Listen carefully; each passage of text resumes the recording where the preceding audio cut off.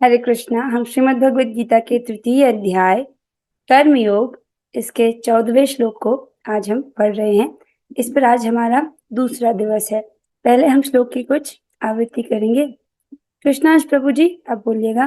अन्नाद् भवन्ति भूतानि अन्नात् भवन्ति भूतानि पर्जन्याद् अन्न संभवः पर्जन्यात् अन्नसम्भवः यज्ञाद् भवति पर्जन्यो यज्ञात् भवति पर्जन्यो यज्ञः कर्म समुद्भवः। यज्ञः कर्म समुद्भवः। जी प्रभु जी। कनक माता जी आप बोलिएगा। अन्नाद् भवन्ति भूतानि अन्नात् भवन्ति भूतानि पर्जन्याद् अन्न संभवः पर्जन्यात् अन्नसम्भवः यज्ञाद् भवति पर्जन्यो यज्ञात् भवति पर्जन्यो यज्ञः कर्म समुद्भवः।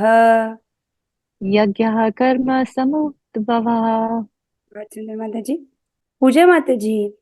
अन्नाद् भवन्ति भूतानि अन्नात् भवन्ति भूतानि पर्जन्याद् अन्न संभवः पर्जन्याद् अन्नसम्भवः यज्ञाद् भवति पर्जन्यो अज्ञात् भवति पर्जन्यो यज्ञः कर्म समुद्भवः। यज्ञः कर्म समुद्भवः। बहुत अच्छे। और हम आगे बढ़ते हैं। इस श्लोक में भगवान क्या कह रहे हैं? भगवान कह रहे हैं सारे प्राणी अन्न पर आश्रित हैं जो वर्षा से उत्पन्न होता है। वर्षा यज्ञ संपन्न करने से होती है और यज्ञ नियत कर्मों से उत्पन्न होता है। तो भगवान एक चक्र बता रहे हैं। मतलब यज्ञ से, यज्ञ अर्थात यज्ञ सिर्फ वो नहीं होता, वो स्वाहा हाहा वाले यज्ञ। अगर आप अभी तक यही समझते हो कि यज्ञ वो यज्ञ होता है स्वाहा हाहा, तो आप सही नहीं समझो। यज्ञ अर्थात कोई भी कार्य जिसको हम भगवान की प्रसन्नता हेतु करते हैं। भगवान चाहते हैं कि सारे जीव यज्ञ करना सीखें, राइट। बद्ध जीव यज्ञ करना सीखे अर्थात अपने नियत कर्तव्यों को यज्ञमय ढंग से करना सीखे। नियत कर्तव्य तो हमको करना ही होते हैं, उनको भगवान की प्रसन्नता हेतु करना सीखे, राइट। तो इस प्रकार से यज्ञ करने से क्या होता है? भगवान प्रसन्न होते हैं। तो जब नियत कर्म करता है व्यक्ति, उससे वर्षा होती है, अर्थात यज्ञ संपन्न करता है उससे वर्षा होती है। वर्षा होती है तो उससे अन्न होता है, और अन्न होता है तो जो भौतिक जीवों के जो भौतिक शरीर हैं वो अन्न पर आश्रित रहते हैं। तो इस प्रकार का चक्र भगवान यहाँ पर बता रहे हैं। इस टीका को हम पिछली कक्षा में पढ़ रहे थे, हम इसको पूरा नहीं पढ़ पाए थे। और आपने पिछली कक्षा में पढ़ा कि अगर हम यज्ञ पुरुष को प्रसन्न करते हैं अर्थात भगवान कृष्ण की पूजा करते हैं, सारे देवताओं की पूजा अपने आप हो जाती है, अलग से उनकी पूजा करने की आवश्यकता नहीं होती। तो बहुत सारे लोगों को ये भ्रम होता है, वो कहते हैं कि भारत में तो हमें समझ ही नहीं आता, इतने सारे भगवान हैं। ये वो लोग हैं जिन्होंने एक बार भी भगवद गीता उठाकर नहीं पढ़ी, राइट। क्योंकि शास्त्र तो हमको स्पष्ट कहता है कि यज्ञपति कौन है, भगवान कौन है, पूर्ण पुरुषोत्तम भगवान कौन है? कौन है? एक ही तो व्यक्ति है, भगवान श्री कृष्ण, राइट। शास्त्र तो स्पष्ट रूप से कहता है। आगे चलते हैं। सारे देवता भगवान के सेवक हैं। हाँ, कल आप ये पढ़ रहे थे कि अगर व्यक्ति केवल कृष्ण को अर्पित किया भोजन करता है, वह भौतिक दूसरों के फलों का सामना करने में समर्थ होता है। तो प्रसाद खाते हैं तो कलयुग का जो कल्मश है उससे लड़ने के लिए हम इम्यून समर्थ हो पाते हैं, राइट। और इस प्रकार का कल्मश क्या होता है? ये आत्म साक्षात्कार के मार्ग में बाधक बनते हैं। अगर जो प्रसाद नहीं खाएंगे तो ये हमारे आत्म साक्षात्कार को प्राप्त करने के लिए रास्ते में रुकावट आएगी, बहुत बड़ी रुकावट, राइट। अच्छा, फिर हमने पढ़ा था कि जो ऐसा नहीं करते उनको कुकर सुकर जैसा शरीर प्राप्त होता है। आगे पढ़ते हैं। अब यहाँ से हम आगे पढ़ते हैं। यह भौतिक जगत नाना कल्मशों से पूर्ण है और जो भी भगवान के प्रसाद को ग्रहण करके उनसे निरापद हो लेता है वह उनके आक्रमण से बच जाता है। किनके आक्रमण से? इस भौतिक जगत के नाना कल्मश पूर्ण, इस भौतिक जगत के जो कल्मश हैं, इसका जो कचरा है, उससे वो व्यक्ति बच पाता है जो भगवान का प्रसाद ग्रहण करता है, नहीं? किंतु जो ऐसा नहीं करता वह कल्मश का लक्ष्य बनता है। उसको इस कलयुग का, इस भौतिक जगत का सारा कचरे का वो लक्ष्य बन जाता है। ठीक है, वास्तव में जब हम प्रसाद खाना सीखते हैं तब हम वास्तव में ये सीखते हैं कि क्या खाना चाहिए। उससे पहले तो हम कचरा ही खाते हैं, isn't it? वो फास्ट फूड वगैरह ये सब थोड़ी कोई भोजन होता है।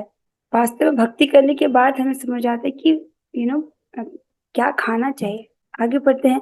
अन्न अथवा शाक वास्तव में खाद्य है, ये खाने योग्य है। मनुष्य विभिन्न प्रकार के अन्न, शाक, फल आदि खाते हैं, जबकि पशु इन पदार्थों के अपशिष्ट को खाते हैं। जो मनुष्य मांस खाने के अभ्यस्त हैं, उन्हें भी शाक के उत्पादन पर निर्भर रहना पड़ता है। अब इस श्लोक को देखेंगे तो भगवान कह रहे हैं जीवों के जो भौतिक शरीर हैं वो अन्न पर निर्भर हैं। भगवान ऐसे कह रहे हैं। तो आप कोई सोच सकता है कि शेर तो अन्न नहीं खाता, तो वो कैसे डिपेंडेंट है? तो देखिए, शेर तो हिरण को खाता है, राइट, या दूसरे जानवरों को खाता है। वो जानवर तो शाक पर डिपेंडेंट है कि नहीं? हिरण तो घास ही खाता है। तो ये जो वनस्पतियां हैं, ये जो पेड़ पौधे हैं, ये जो घास फूस है, ये डिपेंड करती है, ये निर्भर है वर्षा पर।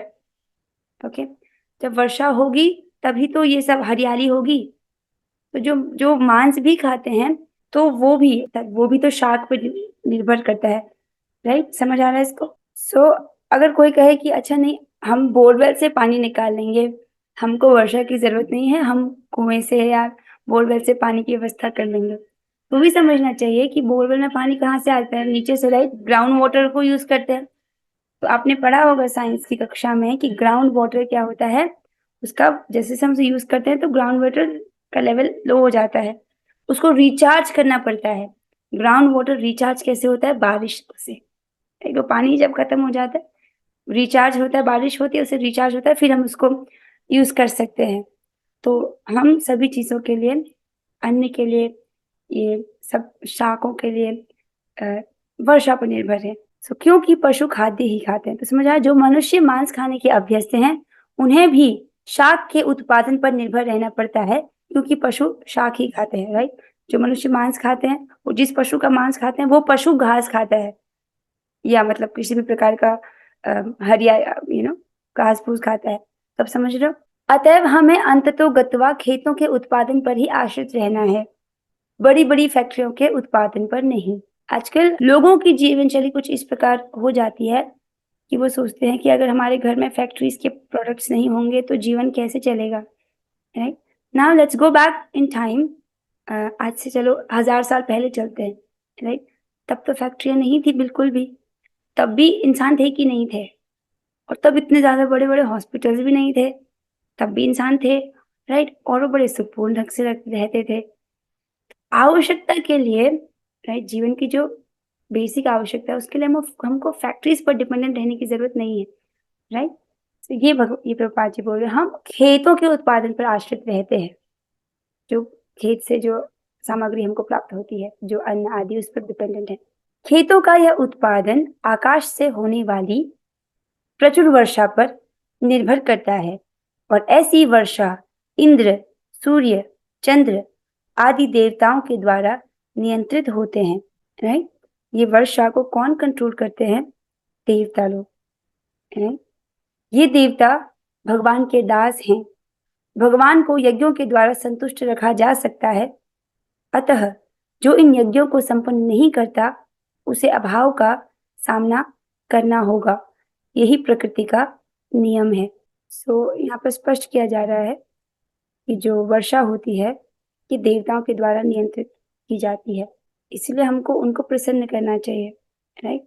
अब जो देवताओं के लिए अलग अलग यज्ञ जिसका जो विधान है, अब उसको करने का हमारे पास समय नहीं है कलयुग में, तो हम सीधे यज्ञपति की सेवा करते हैं। यज्ञपति कौन है? भगवान श्री कृष्ण। जब भगवान श्री कृष्ण प्रसन्न हो जाते हैं तो बाकी सब अपने आप प्रसन्न हो जाते हैं, ठीक है? तो जो यज्ञों को संपन्न नहीं करता है उसको अभाव का सामना करना होगा। तो देखिए, आजकल लोग जनरली जो लोग हैं वो नहीं करते हैं, राइट? तो ये स्वाभाविक है कि महामारी, अकाल, भूकंप ये सब आएगा, क्योंकि देवताओं को लोग प्रसन्न नहीं कर रहे, राइट? जैसे अभी कोविड का महामारी चला था, तो ये सब कब होता है? जब देवता कुपित हो जाते हैं, समय पर वर्षा न होना, सूर्य का तापमान बहुत अधिक हो जाता है। ये सब क्यों है? क्योंकि देवता प्रसन्न नहीं है। इसलिए क्या करना चाहिए? यज्ञ करना सीखना चाहिए, यज्ञमय तरीके से अपने जीवन को जीना सीखना चाहिए। नियत कर्तव्यों को किस प्रकार हम यज्ञमय ढंग से कर सके ये सीखना चाहिए। और वही भगवान इस पूरे अध्याय कर्मयोग में बता रहे हैं। अतः भोजन के अभाव से बचने के लिए यज्ञ और विशेष रूप से इस युग के लिए संस्तुत संकीर्तन यज्ञ संपन्न करना चाहिए। इस युग में, कलयुग में हमें बोला जाता है हमको हरिनाम यज्ञ करना है, राइट। कौन सा है मंत्र करना है हमको? हरे कृष्णा कृष्ण कृष्ण हरे हरे, हरे राम राम राम हरे हरे। कलयुग में जो व्यक्ति इस मंत्र को जप रहा है वो युग धर्म का पालन कर रहा है, राइट। वो हर प्रकार के कल्मशों से उसकी रक्षा हो जाएगी। तो हमको क्या करना है? इस युग के लिए संस्तुत संकीर्तन यज्ञ उसको संपन्न करना है। संकीर्तन यज्ञ अर्थात भगवान के पवित्र नामों का कीर्तन। यहाँ पर जो ये टीका है वो समाप्त होती है। आई होप आपको ये समझ आया होगा कि अगर हम भगवान की पूजा करते हैं तो अलग से देवी देवताओं की पूजा करने की आवश्यकता नहीं होती है। तो हम यज्ञपति को प्रसन्न करते हैं। कैसे करते हैं? जो भक्त है वो भोजन को भगवान को अर्पित करते हैं फिर ही पाते हैं। पहले हम यज्ञपति को उसको अर्पित करते हैं और केवल भोजन ही नहीं, सारी वस्तुएं हम भगवान को अर्पित करते हैं। आज ऐसा हुआ कि मैं फूल लेने गई थी भगवान के लिए, तो मेरे भाई ने फूल लेने से पहले उनको सूंघा, तो मैंने उसको तुरंत मना किया, ऐसा नहीं करते। ये कितनी बड़ी गलती है कि हम भगवान के लिए फूल ला रहे हैं, उनको सूंघ करके कैसे हम उनको अर्पित कर सकते हैं? फिर वो फूल हम भगवान को नहीं अर्पित कर सकते। तो चाहे फूल हो चाहे फल हो, हम उसको चखते नहीं है भगवान का फल। किसी को सबरी बनने की जरूरत नहीं है, सबरी मैया का जैसा लेवल हमारा नहीं है, राइट। तो अब प्रभुपाद जी इसको बहुत स्पष्ट करते हैं कि हमारी तपस्या क्या है कि जो भी खाद्य वस्तु है, जो भी वस्तु भगवान को अर्पित कर रहे हैं, जो भी भोग आपने बनाया है, उसको भगवान को अर्पित करने से पहले उसको चखते नहीं है। ये तपस्या है, राइट। हमको सबरी नहीं बनना कि भगवान को चख चख के दे, वो अभी हमारा स्तर नहीं है, राइट। भक्ति में स्तर होते हैं, राइट। श्रद्धा, साधु संग, भजन, क्रिया। तो सबरी मैया तो भाव स्तर से भी ऊपर थी, तो वो कर सकती हैं। हम अभी वहां नहीं है, राइट। हमारे लिए क्या बोला गया है? हमको नियमों का पालन करना है और भगवान को कुछ भी अर्पित करने से पहले, जब भोजन अर्पित करो उसको चखना नहीं है। नमक, मिर्ची, हल्दी ये सब नहीं चखते नहीं हम भोजन को, राइट। और फूल आप अर्पित करते उसको सूंघते नहीं है, ओके। ये सब ये नहीं करना होता है, ओके। सो आई होप ये आपको समझ आया होगा। अब इस पे कुछ प्रश्न उत्तर हैं, आइए हम इसको डिस्कस करते हैं। अब आपकी बारी है। प्रश्न है, व्यक्ति किस प्रकार भौतिक दूषणों के फलों का सामना करने में समर्थ होता है? पहला प्रश्न हम पिछली कक्षा में डिस्कस कर चुके हैं और आज हमको दूसरा प्रश्न डिस्कस करना है, ओके। फिर से पढ़ती हूँ। व्यक्ति किस प्रकार भौतिक दूषणों के फलों का सामना करने में समर्थ होता है? ओके, मुझे पता है वैष्णवी जी आपको पता है, लेकिन आज हम ऐसे भक्त से बोलना चाहते हैं जिसको हमने बहुत समय से मौका नहीं दिया। नेहा माता जी, हमने आपको बहुत मिस किया, आप बताइए इसका उत्तर क्या है? हरे कृष्णा माता जी। इसमें माता जी अगर हम अपने कर्मों को भगवान के लिए करें, मतलब अपने कर्मों जो नियत कर्म है उसे यज्ञ के रूप में करेंगे, तो जो भी भौतिक कल्मश है वो उसके कल्मश के फलों से हम बच जाएंगे। अगर कर्मों को यज्ञ के रूप में, यानी भगवान की प्रसन्नता के लिए अगर किया जाए। और यहाँ पर वो कैसे करते हैं भगवान? जो भगवान के भक्त हैं वो ऐसा कैसे करते हैं? किस प्रकार, वो कौन सा यज्ञ करते हैं? वो भगवान को प्रसन्न करने के लिए उनके नामों का जप करते हैं। बहुत अच्छे माता जी। और जो भगवान के भक्त हैं वो क्या खाते हैं? वो सिर्फ भगवान को भोग लगा हुआ प्रसाद ही पाते हैं। यस माता जी, बहुत अच्छा उत्तर दिया। क्योंकि भक्त जो हैं भगवान को अर्पित प्रसाद खाते हैं, तो प्रसाद खा के उनके सारे पाप नष्ट हो जाते हैं और हर प्रकार के भौतिक दूषणों के फलों का सामना करने में वो समर्थ हो जाते हैं। बहुत अच्छा उत्तर दिया माता जी आपने, that was very nice. So with this आज की कक्षा को हम यहीं पर विराम देते हैं। हम सभी 3 बार भगवान के लिए प्रार्थना करेंगे। देखिए हम एक भगवत गीता रूपी यज्ञ करते हैं, मंगलाचरण करते हैं, भगवत गीता का पाठ करते हैं, और किसी भी यज्ञ में अगर कुछ त्रुटि रह गई, कुछ अपूर्ण रह गया, तो भगवान का नाम उसको पूरा कर देता है। तो इसलिए अब हम 3 बार हरे कृष्ण महामंत्र करेंगे। With this we are ending the class here. Let's do it together. आप लोग अपने माइक को ऑन कर लीजिए। हरे कृष्णा कृष्णा कृष्ण हरे हरे हरे राम राम राम हरे हरे हरे कृष्णा कृष्ण कृष्ण हरे हरे हरे राम राम हरे कृष्णा कृष्ण